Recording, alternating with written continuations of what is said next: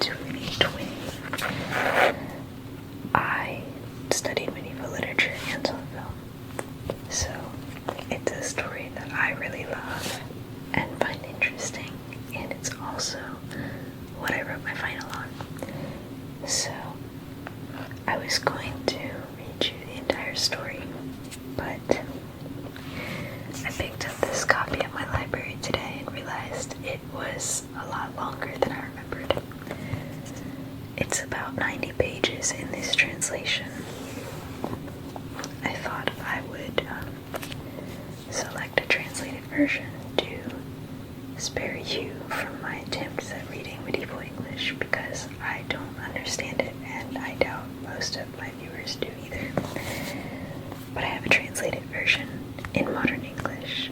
I was going to get the Tolkien version because that's the name people know, but this one was prettier. It has this 5-pointed star on the front, which a lot of people associate with Satanism, but in this case it is related to the 5 Fives of Sir Gawain, which relate to Christian virtues and tenets of chivalry, courtesy, and the 5 points of his shield, and the 5 limbs of the body. Take your guess on what the 5th is. The 5 senses.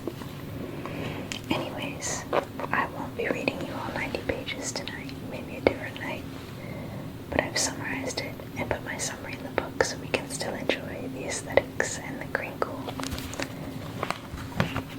This will be interesting to you if you like a good story.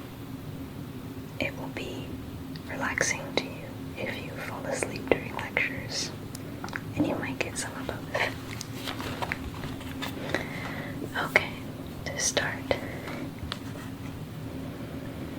On New Year's Day, a green stranger charges into King Arthur's court on a green horse. The author of the version I read, he was really insistent on highlighting how attractive the Green Knight was. He had these broad shoulders, he had this slutty little waist, he was perfectly formed, chiseled features, a giant of a man, maybe 8 feet tall. I don't know why he wanted to make him so hot. Maybe I do know. But the Green Knight enters the court in a way that would be entirely discourteous. He charges in, he's not invited, he breaks up the celebrations, and he challenges King Arthur himself, or anyone brave enough to stand against him, to strike him once with his own axe. The conditions of this game are that in exactly 1 year, the Green Knight will be allowed to return the strike.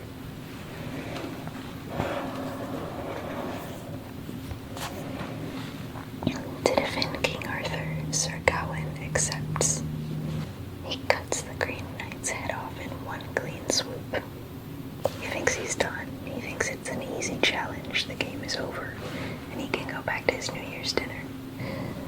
But the knight picks up his own head, holds it out, and the head speaks to remind Gawain that in exactly 1 year, on New Year's night, he will have to have the strike returned. So, Gawain spends a year understandably terrified. The next year, in November, he sets out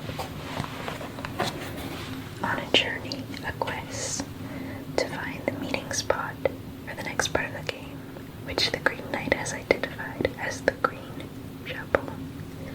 The Green Chapel. The Green Chapel. He has no idea where it is, so he gives himself a couple months. The journey to find the Green Chapel is terrible. The weather is bad, it's cold, it rains nonstop.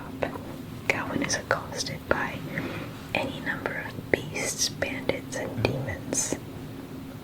One night he prays to the Virgin Mary to just let him have some relief, I guess. He immediately catches sight of a castle in the distance and makes a stop.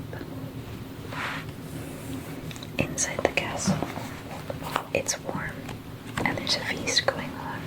Gawain is welcomed by the lord of the castle, who is later identified as the Lord Bertilac.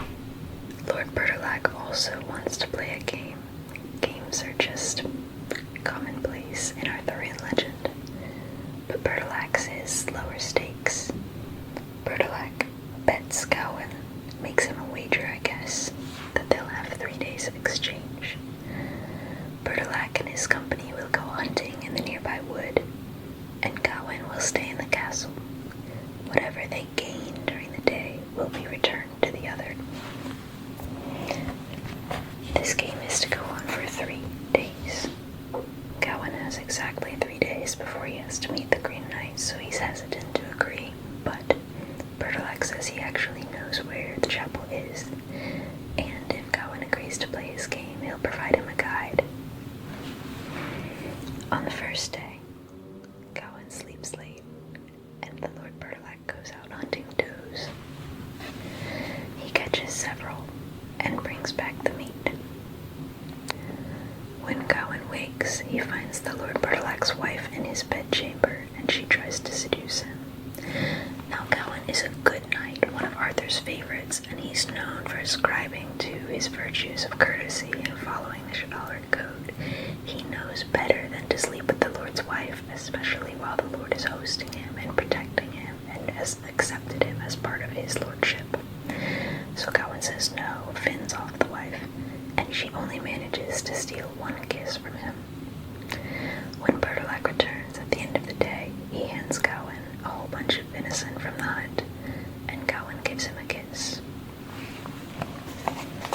There's a lot of queer narrative that you can read in this story, and it's not subtext, it's just in the text itself, which is interesting for the medieval period. Bertilac is thrilled with his spoils. On the day 2, the Lord Bertilac and his court go hunting boar, which is a tricky animal to hunt. They manage to kill one and bring it back. On day 2, Gawain sleeps late again. When he wakes, the lady is in his chamber once more. They tussle. She tries to sleep with him, and she manages to take 2 kisses. At the end of the day, Bertilac gives Gawain tusks and boar hide, and Gawain gives the Lord 2 kisses. On the 3rd and final day, the Lord Bertilac goes out hunting 1 fox. It's a tricky beast, and it takes him most of the day to ensnare it and skin it. The wife appears in Gawain's chamber again, and she is frantic. She needs him so bad. She says, well, if you won't sleep with me,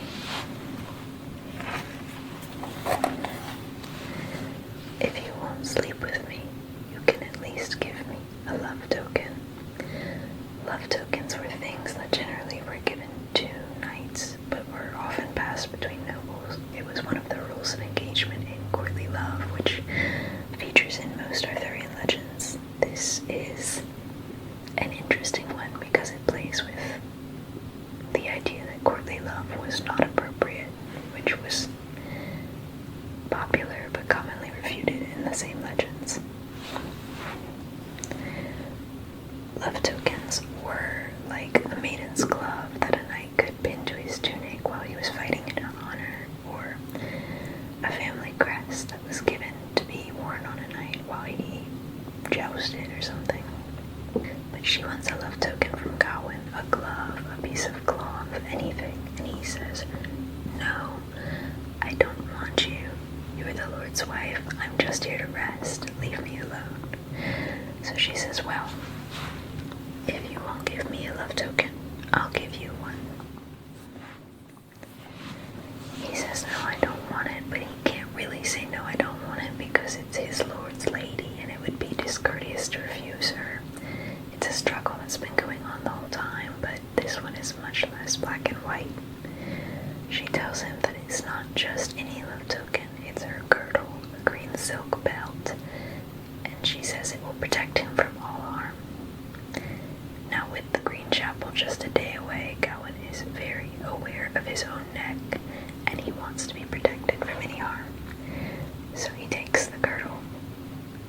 Bertolac returns, gives Gawain the fox belt, and Gawain gives him 3 kisses, following in the pattern from 1 to 2 on days 1 and 2. This is a treachery. Some might even say it was foxy. The Lord Bertolac is very sad to see Gawain leave, but he upholds his end of the game and provides a guide. The guide takes Gawain to the very edge of the clearing that houses the Green Chapel, but he says he won't tell anyone if Gawain gives up. It's a scary place. Bertolac's court knows of the Green Knight, and everyone knows Gawain's on a suicide mission. They give him an out that generally knights don't get, and would be very improper for him to take. Gawain, being a good knight and one of the best, decides he'll meet his fate with honor. The guide departs, and Gawain hears the sounds of a grindstone. It runs through the entire clearing, ominous, a preview of what's to come as the Green Knight sharpens his axe. He shouts out to the Green Knight he wants to get things over with, and the knight appears with the axe, keen as ever. Gawain, with his honor, presents his neck to the knight for the killing blow. Instead, the knight swings and stops the blade just before Gawain's neck. He makes some spiel, and then he does it again. This time for real, I'm going to swing. Once again, it doesn't meet Gawain's neck. Gawain is so mad. He's been waiting all this time. The anticipation is killing him, and the knight can't commit. He yells at the knight, and on the 3rd swing, the axe cuts into his neck. It sinks in just a little bit and draws blood, but doesn't kill him, doesn't even come close. Gawain springs away from where he's offered his neck and yells at the knight that their contract has been met. The knight can leave him alone now. He has returned the blow in kind. At this point, the knight reveals himself as the Lord Bertolac. The first 2 fainted blows were representative of the 2 days on which Gawain was honest with his gifts. The 3rd was because he lied at the end of the day. At the end of the 3rd day, of course, Bertolac knew what his wife was doing. Bertolac reveals that Morgan Le Fay, who is an influential witch woman, woman of power, being of the fairy, it's debated, related to King Arthur. Morgan Le Fay was at the castle, sits in his court, and helped transform him so that he could play this game with Gawain. Gawain is humiliated to know that his dishonor was something everyone was aware of, that he failed his test. He vows to always wear the green girdle to mark his shame. He returns home to Arthur's court in Camelot, devastated, kind of suicidal, thinking that he never will deserve to be a knight again, and instead is welcomed with the brotherhood of the knights of, we say now, the Round Table. They all assure him that he's not infallible, but he's not doomed, and they all begin wearing green girdles as a sign of fraternity with him. The end. This is Gawain setting out on his big mission before the weather got too bad, I guess. His horse's name is Gringolet. You can see again the 5-pointed star. He's most famous for his green 5-pointed shield, but you can kind of see that back there.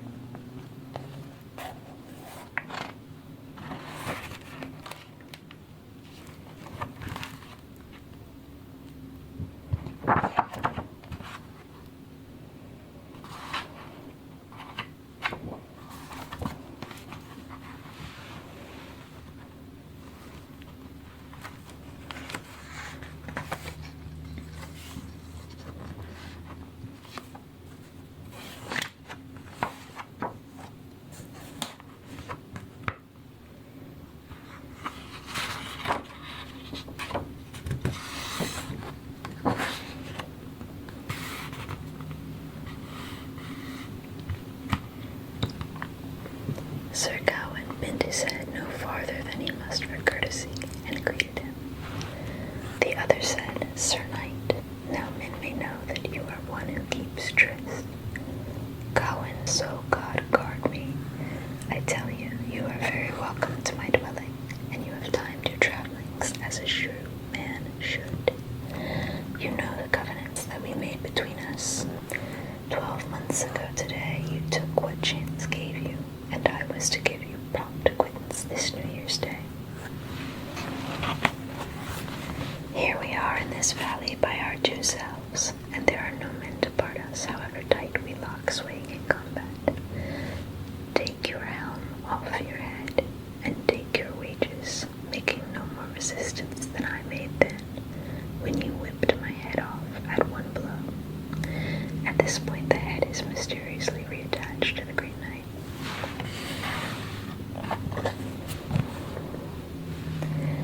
Nay, said Gawain, by the Lord God who gave me life, I shall have no grudge against you, not a grain, for any harm that may fall to me. But keep yourself to the one stroke, and I will stand still and give you free leave to strike as you will. So he leaned his head down and bared his neck, showing the white skin, making as though he did not care, and giving no sign of fear. Then the Green Knight got himself quickly ready, took firm hold of his grim tool to smite Gawain, and gathering every ounce of strength in his body together as he rose to the stroke, and drove at him as mightily as though he had a mind to destroy him. And if it had fallen as hard and as true as he seemed to intend, the doughtiest warrior alive would have been dead of the blow. But Gawain glanced sideways at the blade as it came swooping down to strike him to the earth, and he could not help his shoulders shrinking a little from the keen steel. And the Green Knight, with a turn of his wrist, swerved the blade aside, and he told Gawain what he thought of him.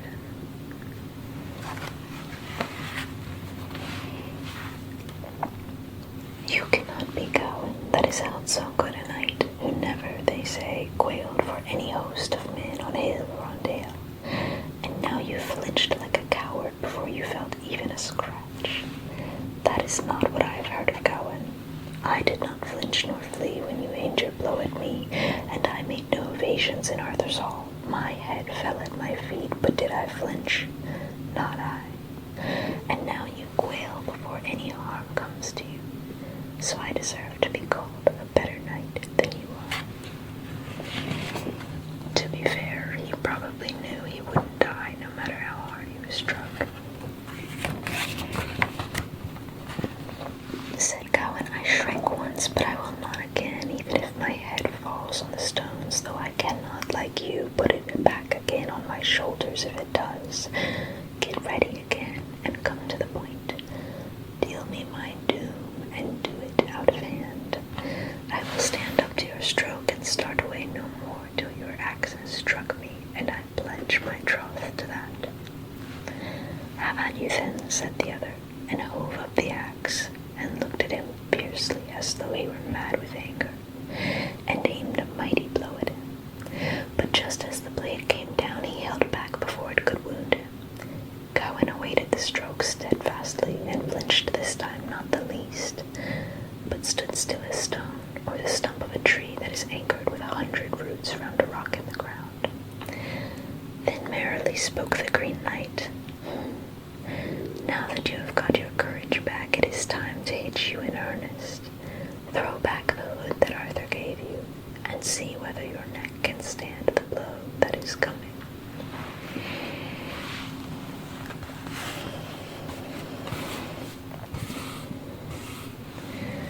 To which Gawain, now full of wrath, replied in anger, Drive on, fierce knight. You are too long over your threats. I wonder that you are not scared by your own fierceness. Faith, said the Green Knight, if you are so furious, I will not delay, nor be slow in letting you have what you come for. Ready. Then he took his stance for the stroke, and set his lips, and knit his brows.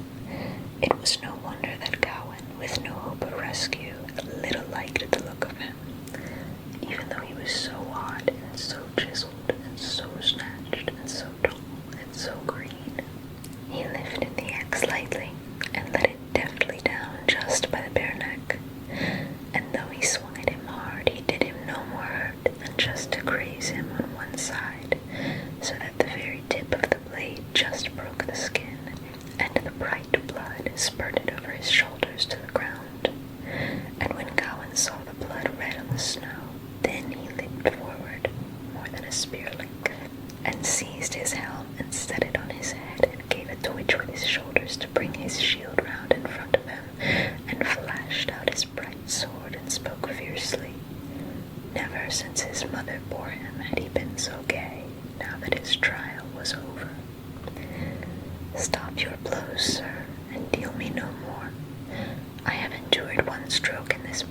without making any return.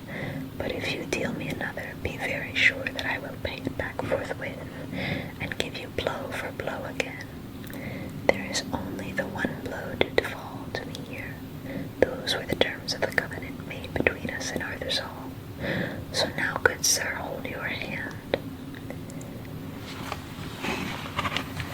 The drama. The Green Knight held off and rested on his axe, the haft on the ground and his arms on the blade, and he watched Gawain standing there, bold and fearless, full armed again, and with never a thought of flinching. And he was glad to see it, and he spoke cheerfully to him in a great voice, so that his words rang clear like bells. Good knight, be not so wrathful. No man has here misused you unmannerly, or treated you otherwise than as the covenant allowed, which we made at the king's court. I promised you a stroke, and you have had it, and you can count yourself well paid. That blow is full quittance of all that you owe me. Had I wished, I could perhaps have dealt you above it more harshly, and done you injury. But as it was, first I threatened you with a fate, and gave you no wound. That was for the agreement we made the first night at my castle, and for the next day when you kept troth loyally, and gave me back, like a true man, your gains for the day. And the second fate was for the day next after, when again you had my dear lady's kisses, and gave them again. For those 2 days I aimed at the 2 strokes at you, that were no more than feints, and did you no scathe. A true man pays his debts, and then need fear no danger. But the 3rd time you failed in your trust, and for that you had to take your 3rd blow and the wound. For it is my own green girdle that you are wearing, and it was my own wife that gave it to you. I know all about your kisses, and the love-making of my wife, and how you bore yourself, for it was I myself that brought it about. I sent her to make trial of you, and surely I think that you are the most faultless knight that ever trod upon earth. As a pearl for price, by the side of a white bee, so, by God's truth, is Gawain besides other gay knights. But just over the girdle, sir, you failed a little, and came short in your loyalty. Yet that was not for any intrigue, nor for love-making, but just that you loved your life, and I do not blame you for it. Gawain stood in thought a long while, so overcome with grief that he groaned in his heart, and all the blood in his body seemed to rush to his face, as he winced for shame at what the Green Knight said. And the first words that he said were, "Curse upon cowardice and covetousness both. There is evil power in them to destroy a man's virtue." Then he laid his hand to the knot of the girdle and loosened it, and threw it savagely from him to the Green Knight, and said, "Lo, there is my broken faith. Curse on it. I was afraid of your blow, so cowardice taught me to make terms with covetousness, and forget my true nature, the generosity and loyalty that belong to true knights. Now I have shown myself false, I that ever was afraid of any treachery or untruth, and hated them. I make my confession to you, Sir Knight, between the 2 of us. I have behaved very ill. Let me now do what I can to gain your goodwill, and afterwards I will show that I have learned my lesson."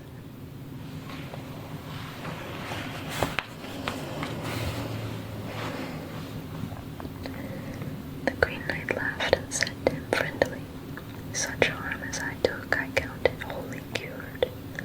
You have made such free confession that all your faults are cleansed, and besides you have done your penance at the edge of my blade. I hold you purged of all your offenses, and as clean as if you had never failed in virtue since the day you were born. And I give you the gold-hemmed girdle that is as green as my gown. Sir Gawain, you will be able to think back on this day's contest when you ride out among great princes.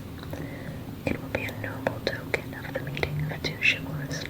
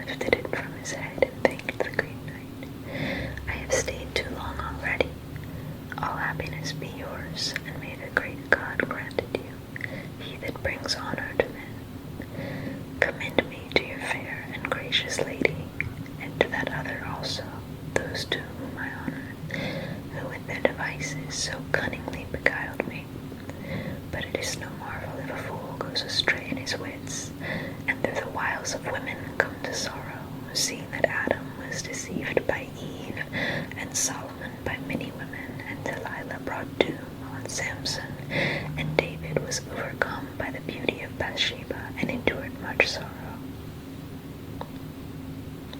All these were brought down by the wiles of women. How far better it would be if we could love them well, but never believe them, if only a man could do it. For those were the noblest men of old, and prosperity came to them beyond all men under the vault of heaven, but they were all bemused and beguiled by the love of women. And so, I think, even if I too was deluded, there was some excuse for me.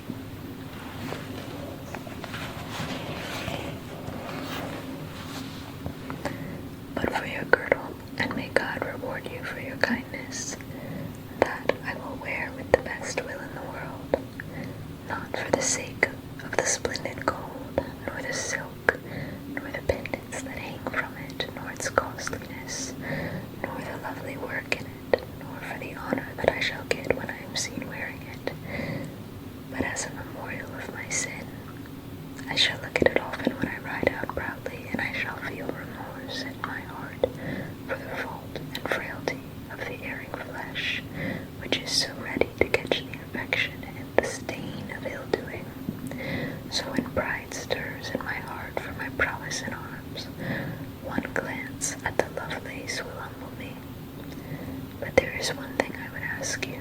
May it not displease you, since you are lord of the land where I have lived with you in your castle, and been treated with honor. May he requite you, who upholds the heavens and is throned above the skies. Will you tell me your true name that you are called by, and I will ask no more. I will tell you truly, said the other. Bertelactel deserve I am called in my own land. He's French. And it is the might of Morgan Le Fay that has brought all this about. She dwells in my house, and she knows all the cunning of magical lore and the crafty ways of it, and has learned the mysteries of Merlin, for once she had dealings in love with that great wizard, who knows all your knights at home. And so Morgan the goddess is her name, and there is never a man so high and proud, but she can humble and tame him. It was she who sent me to your splendid halls, to make trial of your pride, and to see whether there was truth in the report that runs around the world, of this great renown of the Round Table. She sent this marvel to steal your wits away from you, and she hoped to have taunted Guinevere, and brought her to death with dismay at that strange figure that stood for the high table, and spoke from the head that he held in his hand. She is that ancient lady who you saw at my castle, and she is your own aunt, Arthur's half-sister, daughter of that Duchess of Tintagel, on whom Uther later begat Arthur, that now is king. So now I ask you, Sir Knight, come back. Come back to my halls, and meet your aunt again, and make merry with us. My company all love you, and by my faith I wish you as well as any man on earth for your true loyalty. But Gawain still said no, and could not be persuaded. So they embraced and kissed, and commended each other to the Prince of Paradise, and parted there in the snow. Gawain mounted and rode off hasting to the king's castle, and the knight in the bright green went his own way. And Gawain on Gringolet, with his life given back to him, rode through many wild ways, sometimes with a roof over his head at night, and sometimes sleeping under the stars. He had won many adventures by the way, and won many victories. The wound in his neck was healed, and he wore the shining girdle about it, slantwise like a baldric to his other side, and fastened under his left arm in a knot, the token of his fault, to remind him of the stain of it. So he came to the court, sound and whole, and great joy rose in the castle when the great king knew that the good Sir Gawain was come, and rejoiced over it. And the king kissed the knight, and the queen too, and then roamed round him to greet him, and ask him how he had fared. He told them all the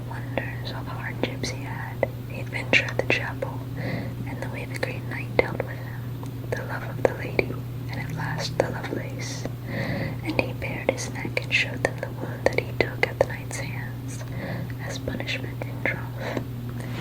When he came to the telling of this part, he was tormented, and groaned for grief and sorrow.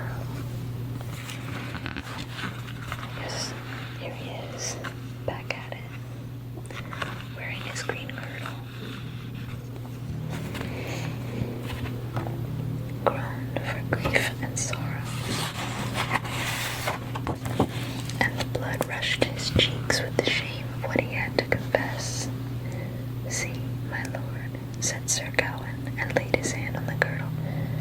This is the band that is a sign of my fault, my disgrace, the mark of the cowardice and the covetousness that I yielded to, the token of my broken troth. And I must needs wear it as long as I live, for no man can hide his scar, nor rid himself of it. When once it is fastened upon him, it will never depart.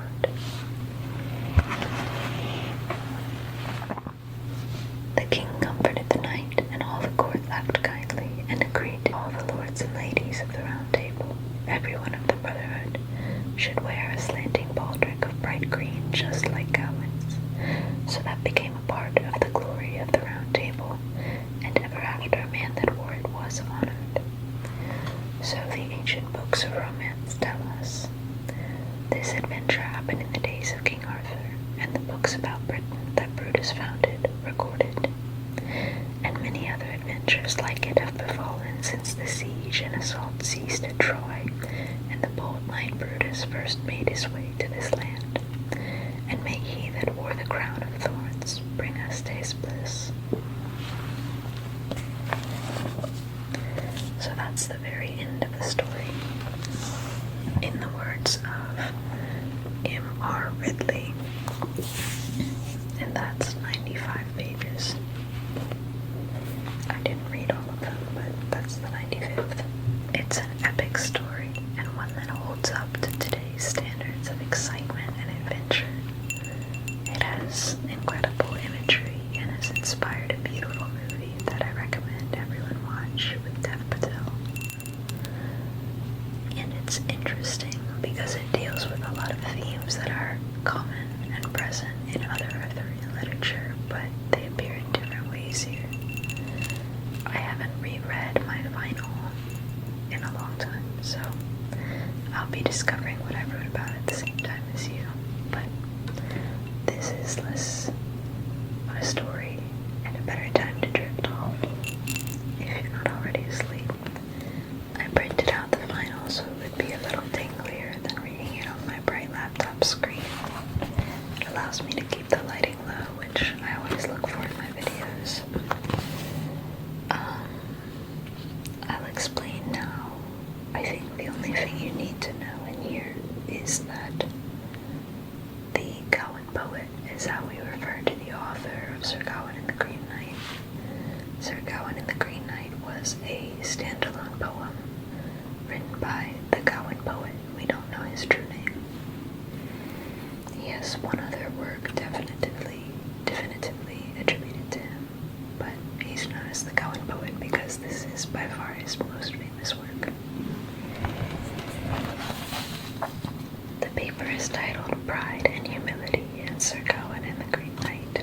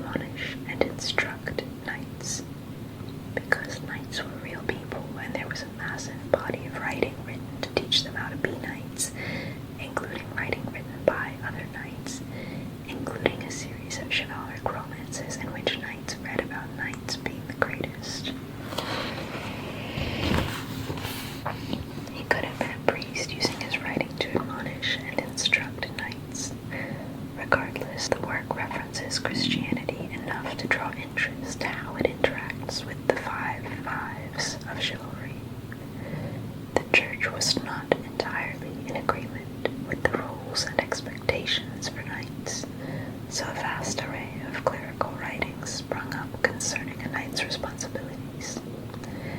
Different writers attempted to navigate the necessary figure of a knight within the shalt not kill framework of the Ten Commandments. Among these, King Alfred's 890s translation of Boethius suggests a tripartite society of clergy, warriors, and laborers, in which knights would, with their swords, uphold justice, protect the weak, and defend the church.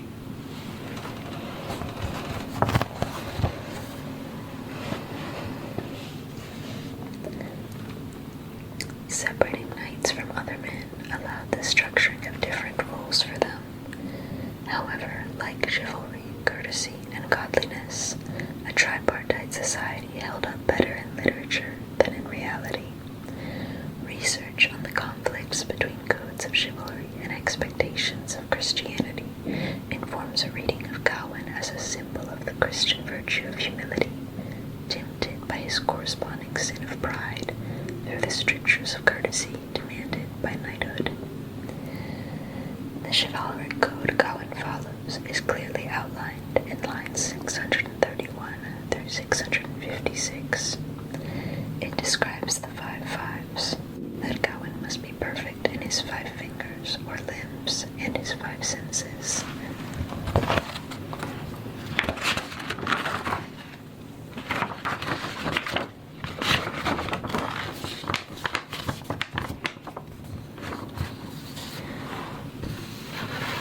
Put his faith in the 5 wounds of Christ, take his fortitude from the 5 joys of Mary, and exhibit 5 qualities: generosity, fellowship, the love of fellow men, purity, courtesy, and compassion.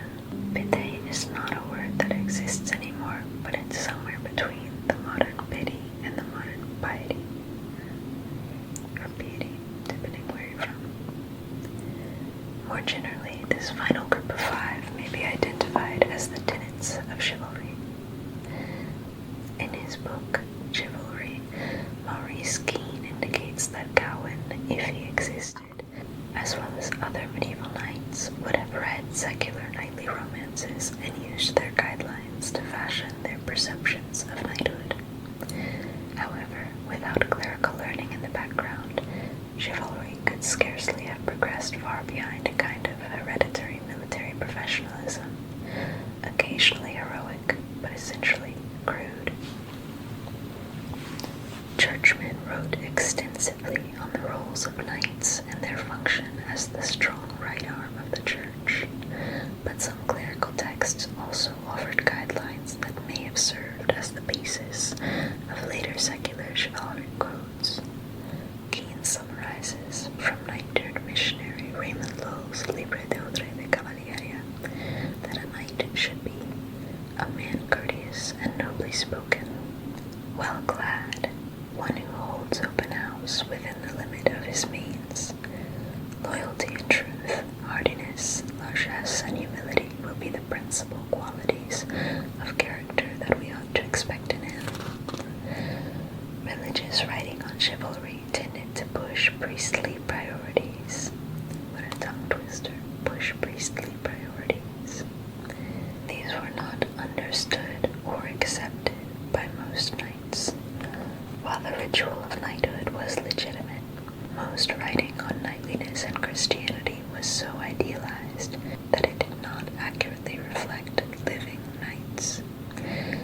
Humility seems to be one of the few Christian virtues that pasted into chivalric code.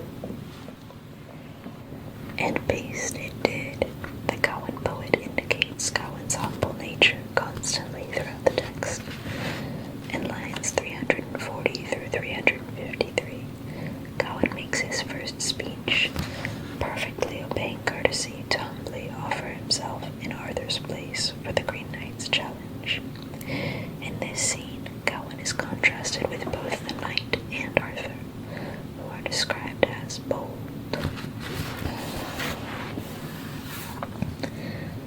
The Green Knight is moved further in the direction of the sin of pride when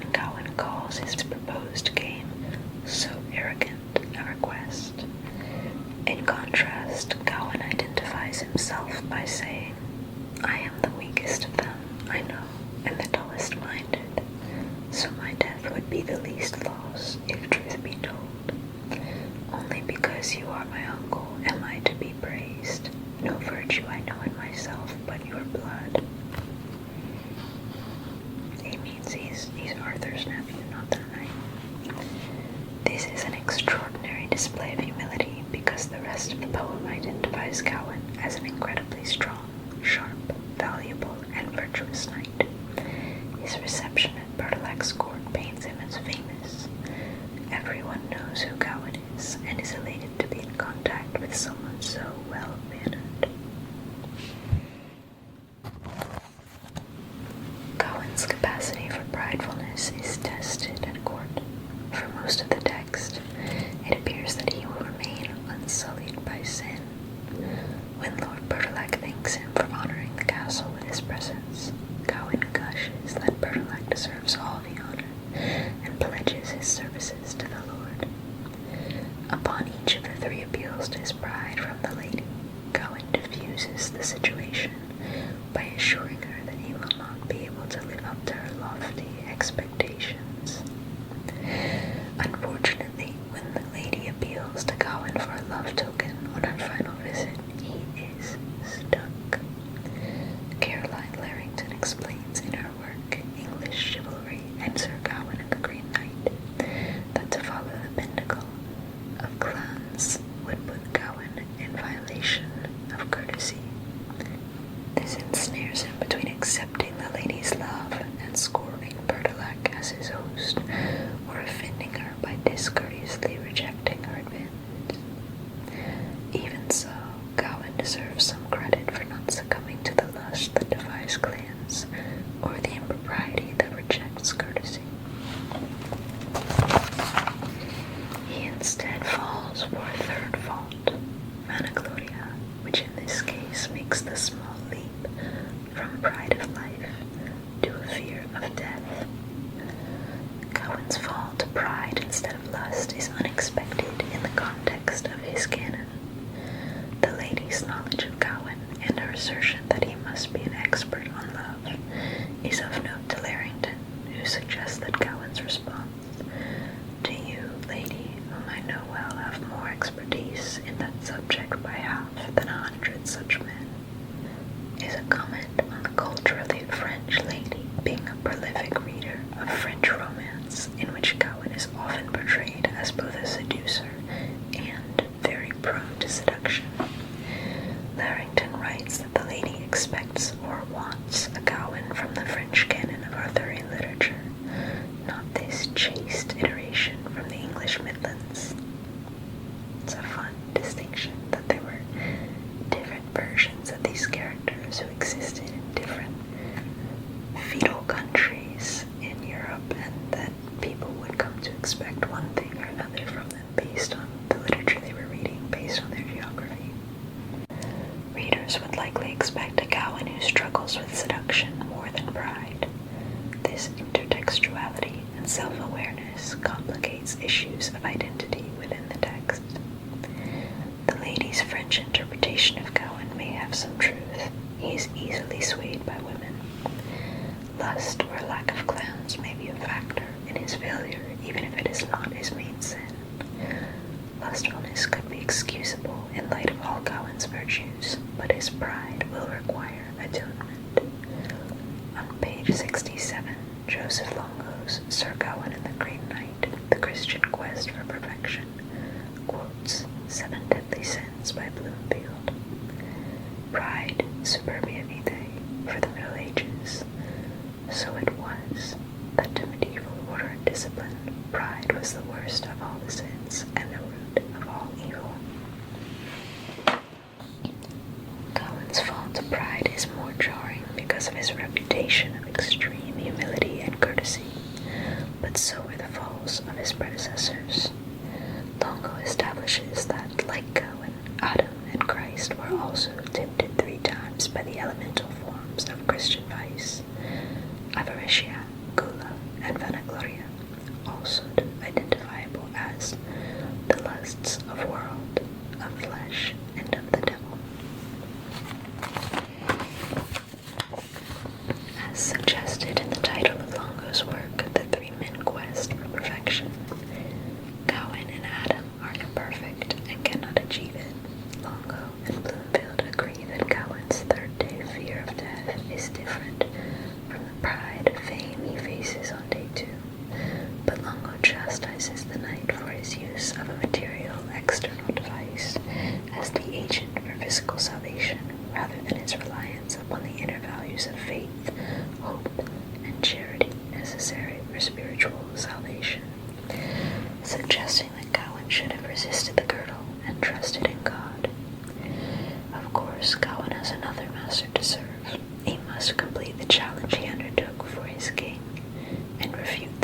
others Arthur scored who scorned Arthur's acceptance of the game.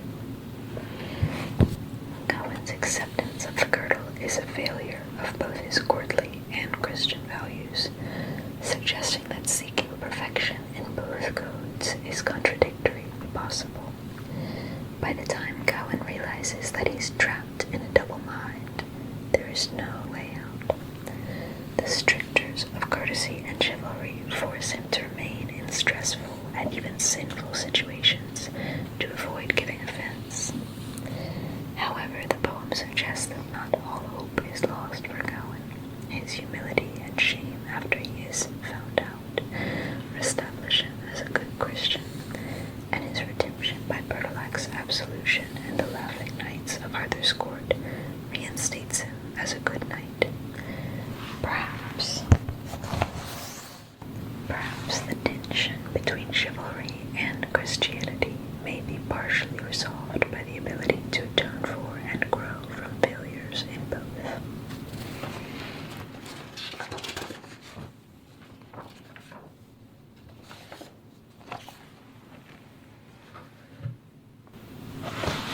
So that's the final. I got good feedback on it. Looking back on it, there are some changes I would make now. I think I could have gone on for longer, but it's plenty long enough and certainly took enough time while I had other finals going on. I think the story is really interesting, and I've always been someone who loves working with theology in stories that allow it. I don't know if theology is really the right word there, but anyways, I think looking at an interpretation that takes into account the cultural stressors of the time is a fun way to do research